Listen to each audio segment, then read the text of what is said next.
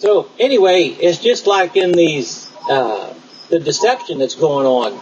Most people don't understand where all this began. After the Messiah was crucified at Calvary, like I was saying before, the apostles talked about the deception. Paul talked about the false prophets and everybody running around, claiming to be the Messiah, and the Messiah wasn't the Messiah. And you had a certain sects of the sect, is S-E-C-T, sects of the Jewish religion that didn't even believe the Messiah came. But what happened is that even in your Jewish religion, they added laws to the laws. When people read in the scriptures and they read about the law, right off the bat they think that the law has been abolished. Right off the bat they think the Ten Commandments have been abolished. The Ten Commandments will never be abolished. They'll be around until the end of eternity, and then even then. And a lot of the laws that were abolished were the laws that the Jews put into as I say, law. They made their own laws, just like we, made our own law, the seatbelt law. That was the beginning of the end, the seatbelt law. That means the government telling you that when you drive a car, you got to do certain things, whether it pertains, no matter whether it has any significance or whatever. I mean, a seatbelt isn't going to help you drive the car any better. And bottom line is if you are in an accident and you're not wearing a seatbelt, there are almost as many people who die because of wearing a seatbelt as there is people whose lives are saved by the seatbelt. And bottom line is, it isn't so much the seatbelt that's going to save you, it's the way the car was manufactured to begin with, the way it crumples when it's in a collision. So, there again, they started making their own laws to suit themselves. So, a policeman catches you and you don't have a seatbelt on, he can fine you $50. What's that mean? Money in their pocket. It's all about the money. Follow the money. So, when it comes to religion, what is there about religion that you got to do? You got to go back and study history to see how it all come about.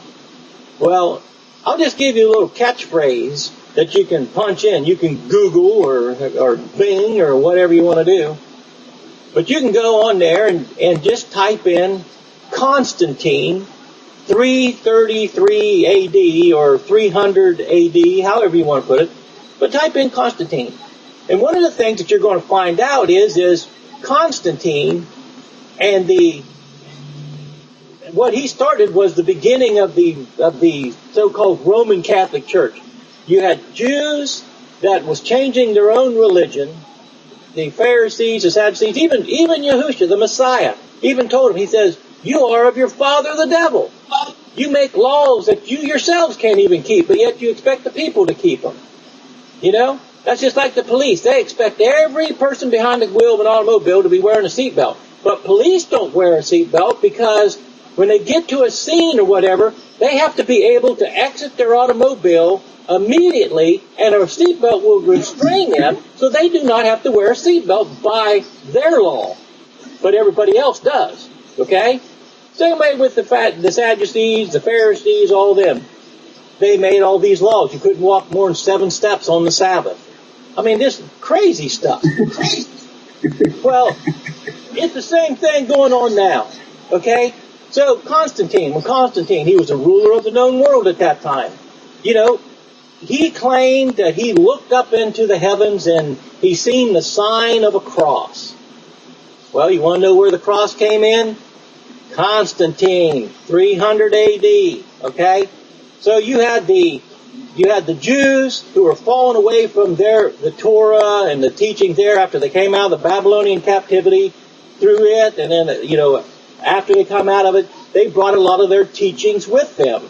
They didn't stick with just the Torah. They end up having what's called the Talmud, which is a deceptive Torah. Well, then being hooked up with the Romans and their Catholicism, worshiping the gods, Apollo, Zeus, all of them, they end up combining it all, okay? Well, then 300 years later, time is the ally of deceit. It's like they say, You get a line of 10 people, you whispering something in this one's ear, and by the time it gets down to the 10th person, you go down there and say, okay, what was said? It's a totally different story altogether. Same thing. Satan's using the same trick when it comes to religion. 333 A.D., Constantine, he brought out he was having a lot of trouble with the different providence and stuff that his generals was in charge of and everything. And he found out that the biggest culprit was religion. Religion has been the start of almost every war in the history of the world. It's all been about somebody's belief. They didn't believe what you believe. You didn't believe what they believed. The next thing you know, you're in a fist fight, then you're in a sword fight, then you're in a gun fight, and then you're just dropping nuclear bombs on people because they don't think the same way you do or believe the way you do. And that's where we're at. So, Constantine came up with this cross idea. He came up with the Romans, the Jews with their Roman Catholicism, end up working in there with Constantine. They came up with a one known religion, which they end up calling it Christianity. Christianity's not even in the Bible. And don't even throw that out where they first called them Christian, as it says in Acts. You better go back to the Greek and recheck that word. And even though they use those, bottom line is this so-called Christianity, it's nothing but a lie. It's false right from the very beginning. You know, it talks about how they changed the Sabbath. The Sabbath all along has always been an hour before sundown on Friday to an hour before sundown on Saturday. Saturday is the last day. You notice that? Saturday is the last day. It says 6 days he created, and on the seventh day he rested. Then Sunday is the first day. You know what? Yahuah left his stamp on things all through Scripture so people couldn't come back and say, well, I didn't know that. Well, you know it because he left certain things the way they were so people would be able to see. Just like he didn't name the days, did he? He just called them day 1, day 2, day 3, day 4, day 5, day 6, and Sabbath.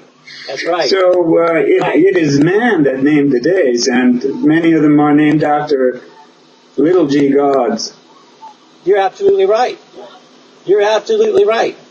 And that's what I'm saying.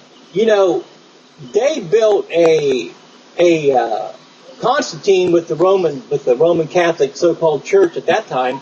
They just built their own religion. You know, they made Sunday the day of worship because most of the people, I mean, it's just like today. I mean, just as an example. You know, Obama won the election because they said, this is what, and even Romney said this, well, we already know that 47% of the people are on welfare or some form of government assistance, so we know that they are going to vote for Obama just because of that reason. You only need 51% to win a vote. If you already got 47% counting on you giving them a paycheck, food, and an Obama phone, I mean, come on. You know you got their vote. Well, it's the same thing. Talk about deception. The election's quite the deception. But, you know. Absolutely. So let's move on to, I got a double-barreled question here, 2 questions in one. Why can a person have eyes to see and another one not see it? And what really everybody has to deal with who's awake is, what do we do when those around us are deceived? How can we help them, get the eyes to see? Well, most people that are around you, people don't like to be made out like they're not knowledgeable. Everybody, and when you talk to people, everyone tries to talk or act like they do have some form of intelligence. Well, when people who are in the know talk to people who aren't in the know, depending on how they talk to them and how they share things with them will determine sometimes, this is just sometimes, how they will receive the news or the new knowledge or whatever the case may be. So what happens is because nobody wants to be made out like an idiot, when someone reveals something to them as far as, look what's happening. As an example, chemtrails. Now, I don't know what they're teaching in school nowadays. I mean, my grandkids, when I asked them about the Civil War, they said, Silver what? So, I mean, there's the big thing right there. They're only teaching kids in school what they need to know to pass these tests that the government put out there. So that's all they know. And if the Civil War isn't on it, then they don't know anything about it. Okay. So just as an example, these chemtrails. Well, the news comes out, and whether it's whatever news agency it is, don't make any difference. They all lie. They all have their script. They tell you, well, that's not a chemical trail. That's a vapor trail behind a plane. Really? Well, first of all, I'm ex-military. So most of your fuel that's in helicopters, planes, and things like that, that doesn't get any hotter than kerosene. It's more or less just a chemicalized kerosene, okay? So it's going to heat up to 1,200 degrees, which there's another deception right there.